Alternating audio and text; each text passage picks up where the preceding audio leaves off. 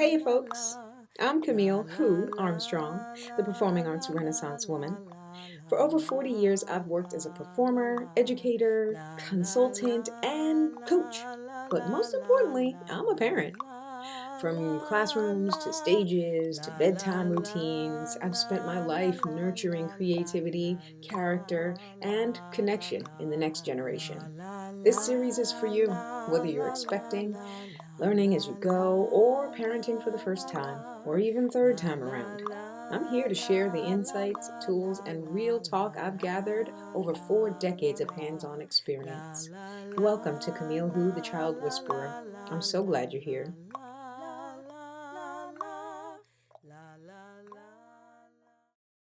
What happens when parents become so focused on milestones and charts and comparisons that they forget to notice the unique, beautiful human being that they have right in front of them?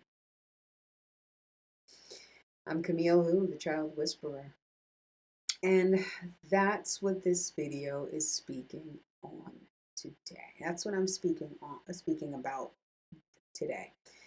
I have, and this is, as I've been talking about the the parenting blueprints, I see the overachiever parents be this tend to be more focused on the charts, on the numbers, on what their doctor says that their child should be doing right now, or when they see other kids doing things, or when they see their friends' children do things that their child is not doing, and so they go home and they hurry up and try to teach it to their child, or they just become worried if their child is not meeting that level or that height or that weight or whatever,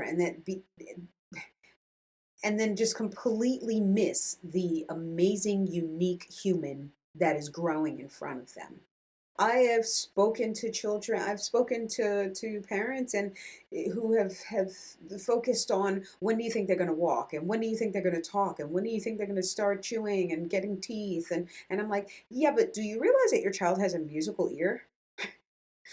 That you can actually teach them music, teach them sounds. You can actually teach them songs and they'll probably pick up on it if you just play songs, because they pick up on the music so easily. They'll be able to imitate sounds. Do you realize how unique that is and how beautiful that is? And how you can actually encourage that in this unique human that you're raising right now.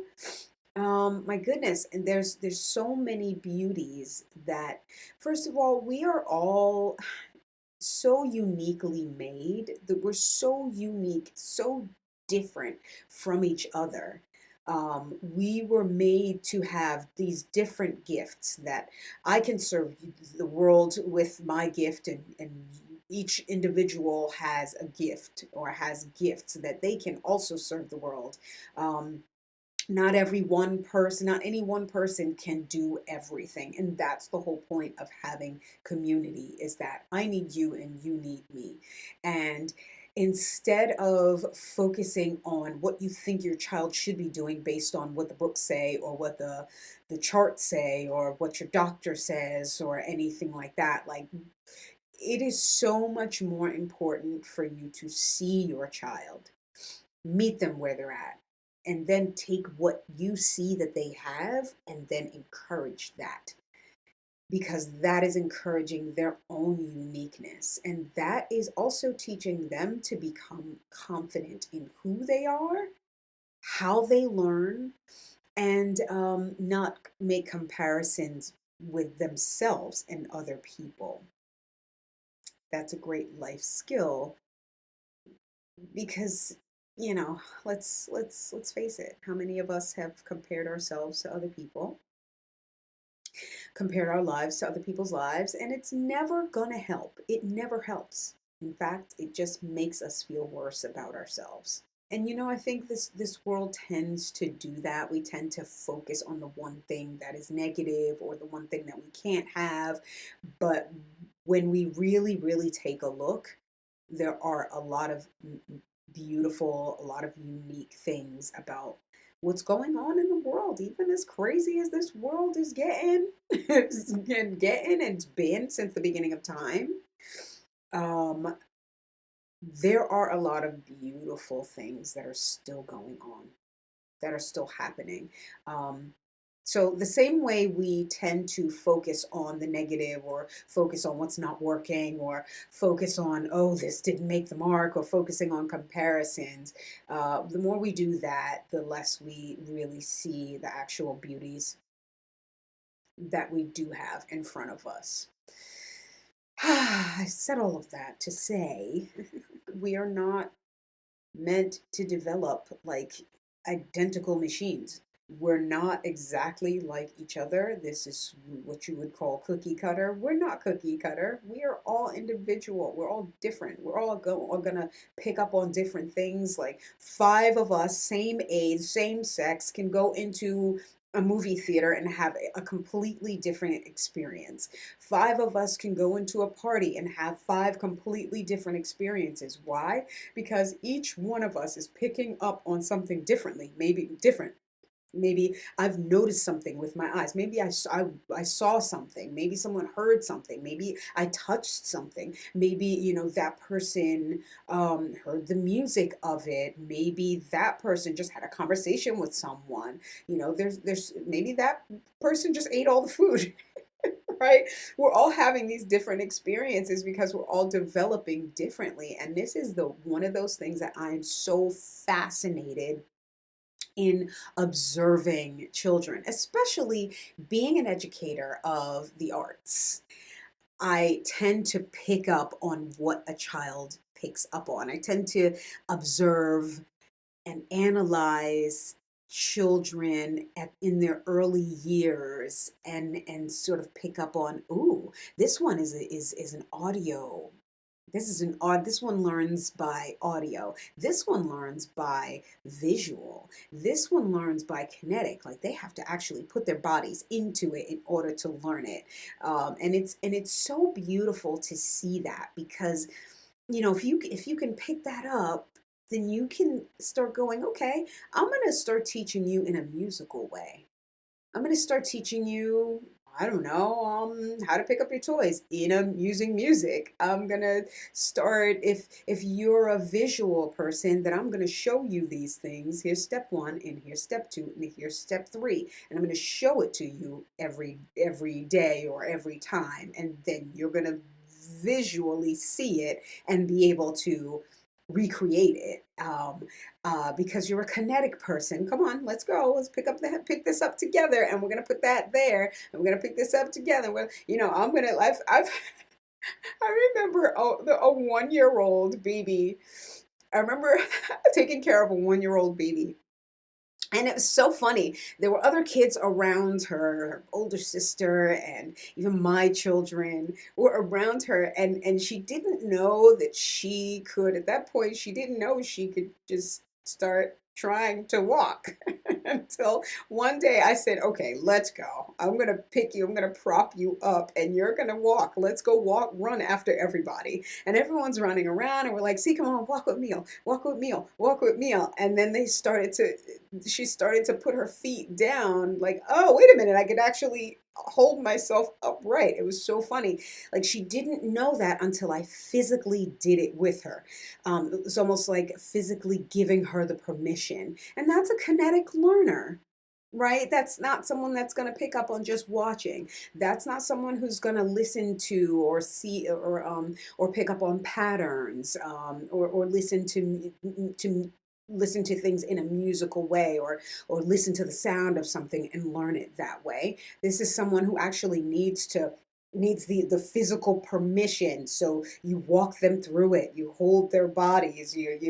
I remember that same baby, and I was just like, hold up, you're like 7 months old, you should be holding your own bottle right now. Okay, I'm gonna make you do it. And I would hold her right here while she was drinking her bottle, and now I would put her hands on her bottle.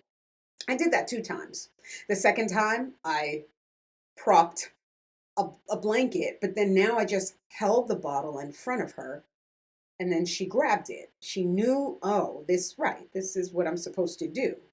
And she grabbed it, and then I propped it. After that, I propped it one time. Okay. I physically showed her this is what we're doing. And I held her hands the whole time. Okay. This was the physical, this is her learning kinetically that this is what we do with the bottle. Second time, that was a reinforcement of it. The third time, I just put the bottle in front of her and she grabbed it. She knew exactly what to do because she had been taught, she had been given that physical permission. So that oh, I can do this, right? I could do this. And then she would put the bottle in her mouth. I propped it a little bit just to make sure it doesn't fall. After that, I didn't even need to prop it. I just put the bottle in front of her and then she would just grab it and then drink it. She knew what to do. But before then, she didn't know she had the physical permission to do so. This is what's so fascinating. Just for me, I mean, I guess that's the reason why I people call me the child whisperer is because these are just the things that I pick up on, right? I observe the patterns of humans. I observe the patterns of adults and children, and realize that we are all one and the same, and that we just become we become adults, or we with different patterns, or we take these childlike patterns, and then they grow into something as adults, or we keep the same childlike patterns, but we end up growing into adult bodies. Yeah. But it is fascinating for me to observe a child and see what their world is and how they are viewing the world. And then when you can get into their world that way, it is amazing what you can learn. You learn to look at life in a different way as well. And it's also a way that you can just help your child and encourage your child in a way that is unique to them. So, when parents obsess over the charts and the numbers and all that, they just tend to overlook the unique, beautiful qualities that their child has already. Now I get it, right? I know that when you go to the doctor, they have you on a percentile chart. I get it. Well, let me tell you something.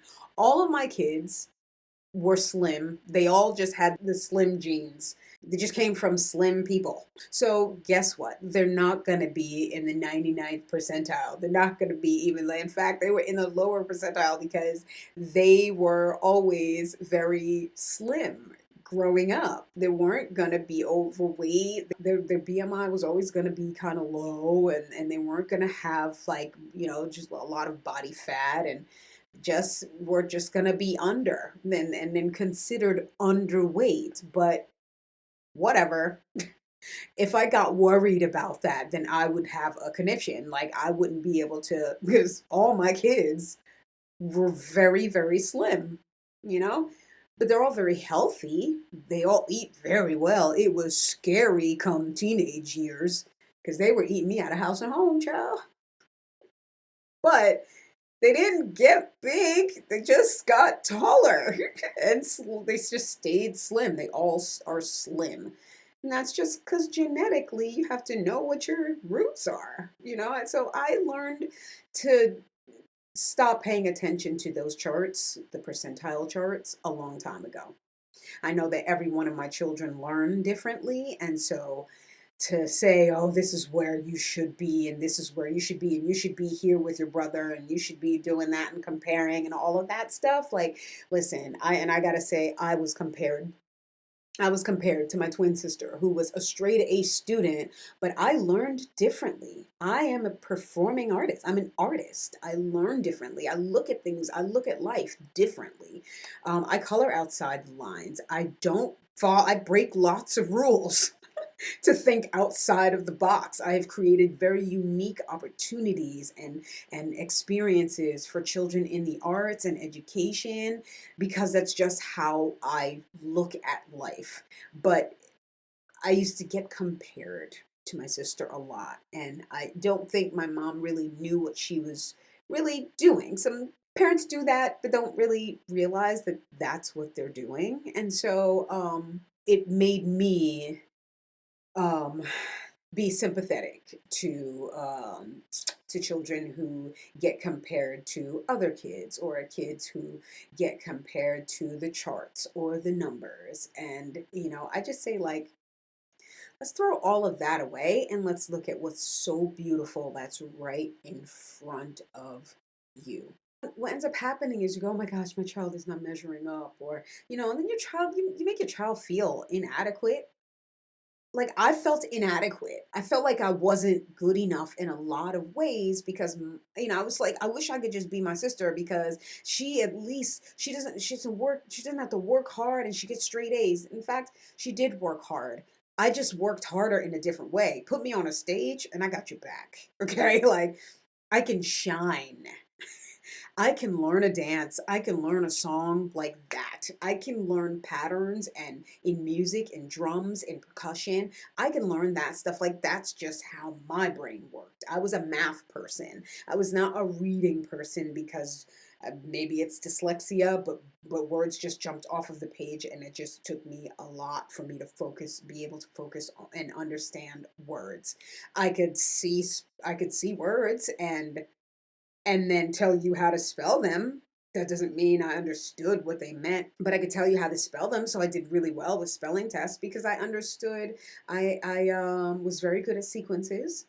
I was very good at symbols and sequences, so I did really well with those things. But then it made me feel like maybe I'm just not good enough. Maybe I just am like, oh, I wish I could be like my sister. Later on, I talked to my twin sister as an adult, and I said, I used to wish that I was you when I was a kid. And she was like, seriously? I was like, yeah, I mean, like, life seemed so easy. Like, you didn't get in trouble, and I got in trouble all the time. You got straight A's, and like, I just couldn't do that. And she was like, girl, I wish I was you. I was like, what? I couldn't believe it. And she said, no, I wish that, she said, you spoke up. You were expressive. You didn't care what anybody thought or what anybody said. You were going to say what you had to say. You had a mind of your own, and you made sure you made it known, and you lived life out loud. And I was like, whoa. That meant a lot, coming from, someone that I really just wished I was like, just so that I didn't, like, I could go under the radar and not get in trouble. Like, that meant a lot. But the point is that because parents become so focused on comparing their child to charts and numbers and all that stuff, like, we tend to make our children feel like they're not good enough. We tend to, when our children are so unique and so beautiful the way that they are, and they really just need to be embraced, and just meeting them where they're at. Oh, children are so uniquely amazing. Humans are so uniquely amazing that once you meet them where they're at, oh, the world that opens up for you and for your child. And it really helps them to just hone the thing that they are gifted in, and they can serve the world, and you make a better future that way. Some kids are drawn to music, some kids are drawn to movement, some kids are drawn to mechanics. Some kids, one of my children, are like, he would take things apart and then make something new out of it. One child was like, all right, we're going to throw some mustard in this thing. And now he's like an amazing cook. Okay. What are we going to put in this chicken? I don't know. And he would love just like standing by me while I cook dinner. And like, all right, cool. We're going to put in this chicken today. I don't know. Maybe some mustard and some like honey. Sure. And I don't know, some paprika, whatever. And we throw together something. And then now he's just an amazing cook. Okay. Is he just picked up on that sort of thing? He's also very nurturing as well. I have a child who just did not do great in school because he's a musician. And I'm not saying all musicians are like this. It's that I get that artist. I get it. He just thought differently. He thinks outside the box and he writes beautifully. And he's a really lovely pianist and he is a beautiful singer and just really still just thinks outside of the box in his artistry. Oh my goodness. I have a daughter who she was a straight A student. She was diligent. She knew how to study. She knew how to get her work done. And I would be like, I want to be like you when I grow up. Golly, golly, you just get it done. You just get it done. And they're all just so uniquely who they are. Some kids are great at storytelling. Some kids are great at nature. Some kids are great at just like people. Some kids are great at being conversationalists. Some kids are good at patterns. Like I was that pattern person, right? I would notice the patterns. I'm still the same way. My brain just works that way. Then you could say, great, I can teach you using patterns. I can teach you using music. I can teach you using mechanics. That's how you reach your child. That's how you create a unique, growing life experience for your child while honoring who they are individually, uniquely. You know what? I can go on and on about this topic, but at the end of the day, here are some steps. Observe before you compare. What excites them? What calms them? What do they naturally gravitate toward? Are they picking up sounds? And you can know this by if you play music and they're like, are they, when you move from one room to the next and the light changes, are they taking that moment and actually noticing that? And that's a visual learner. What do they repeat? Sometimes they're repeating music, sometimes they repeat rhythms, sometimes they see something and they repeat that thing. Sometimes you do something with your child and then before you know it, your child is now doing that same thing that they've seen you do or you've done with them while holding them, and now they're doing it. Do they study things? Do they see are they studying how things are being put together? Are they taking things apart? Because that's a special talent as well. They may break a lot of your things, but if this is how they learn how things work, is that them breaking things apart or taking things apart piece by piece. They may not know how to put it back together, but it's a special gift. Your child is constantly revealing themselves to you. You really just have to observe. Don't worry about what the charts and the numbers and the doctors say. Step 2, follow their learning style. If your child learns by hearing, make sure you play a lot of songs. Make sure you repeat the same books. That I would say that's another thing you want to repeat reading the same books to children who are also visual learners. If your child is pay attention to what they're hearing, or do they respond by their hearing? Do they respond by what they're seeing? Do they respond by moving or touching? Right, these are things that you go, okay, good, well I can show you how to, and I've given you like the example of the baby that I would take care of, and then I put her hands on the bottle, and then before you know it, she knew to hold the bottle. Follow their learning style, meet them there, and then there's so much more. And listen, at this point, Google it. If my child learns very well by hearing, how are ways that I can teach them to dot dot dot? Or you could just watch my videos. Step 3, focus on the connection over performance. Instead of asking, are they ahead or are they there yet? How about, are they growing? How are they growing? Because they are growing. They are learning. They are soaking things up like a big old sponge. But they're doing it uniquely. You want to ask things like, are they confident? Are they learning? Do they feel safe being themselves? The goal is not to raise a child that is, I don't know, does well compared to others. I don't know. It's the goal is to raise a child who is fully in themselves and has their own gifts and are confident about who they are, that they can serve the world with and not waste time trying to compare them or match them up to something that they're not even doing, that don't even naturally do. Right? That's not the idea here. How many of us have been held back from our natural gifts and talents because we were fit into a box, and we all know how that does not feel good, right? That's it. I'm Camille Who, the Child Whisperer, and I am out of here. Thank you so much for watching this episode of Camille Who, the Child Whisperer.